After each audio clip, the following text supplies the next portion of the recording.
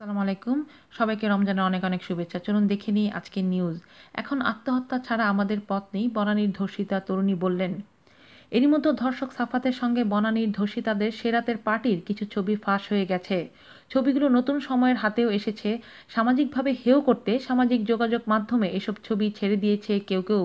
ছবিগুলোতে ধর্ষক সাফাতের সঙ্গে বেশ অন্তরঙ্গ সময় কাটানোর ছবিও রয়েছে। সেই ছবিগুলো কিভাবে, কখন, কোন পরিস্থিতিতে তোলা হয়েছিল একটিবারও কি কেউ প্রশ্ন করে দেখেছেন? লন্ডন প্রবাসী আইনজীবী নিঝুম মজুমদার ভিকটিমদের সঙ্গে কথা বলে ফেসবুকে জানিয়েছেন সেই ছবির পেছনের গল্প।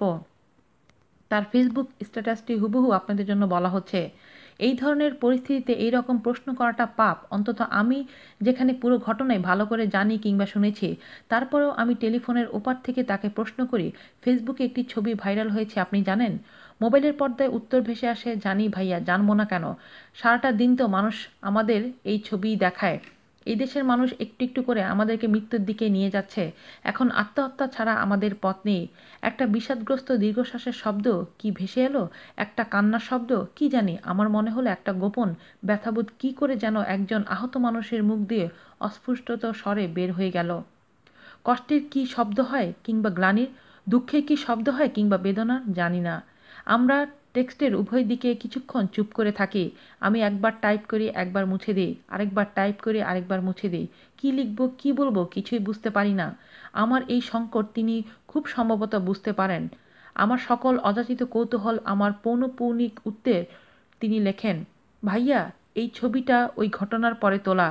এই ছবিটার জন্য আমাকে একবার বলা হলো পোজ দিয়ে ছবি তোল, একবার বলা হলো এই হাসিস না কেন, হেসে হেসে পোজ দে, একবার বলা হলো আমাকে চুমু দিচ্ছিস এভাবে পোজ দিয়ে ছবি তোল, সামনে কাজে লাগবে। আমি কি করে রেজিস্ট করি ভাইয়া? একদিকে একটা ভয়ঙ্কর দর্শন বডিগার্ড, একদিকে পিস্তল তাক করা, একদিকে আরেকজন ছোট বোনকে আমাদের ডাক্তার বন্ধুর সাথে জোর করে অন্য রুমে আটকে রাখা হয়েছে।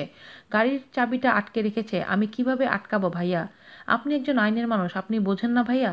একটা মেয়ে ঠিক কোন অবস্থাতে অমন ছবি তোলে ঠিক অমন একটি দিনে?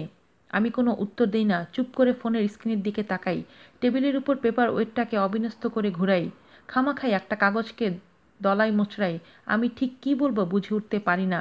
আমাকে আবার যেন তীক্ষ্ণ তীরের মতো বিদ্ধ করা হয়। আরেকটি টেক্সট আসে আমার মোবাইলে, ভাইয়া উত্তর পেয়েছেন? আমার কিংবা আমাদের সতীত্ব কি আপনার কাছে প্রমাণ করতে পারলাম? আজ এ পর্যন্তই, ভালো থাকবেন। আল্লাহ হাফেজ।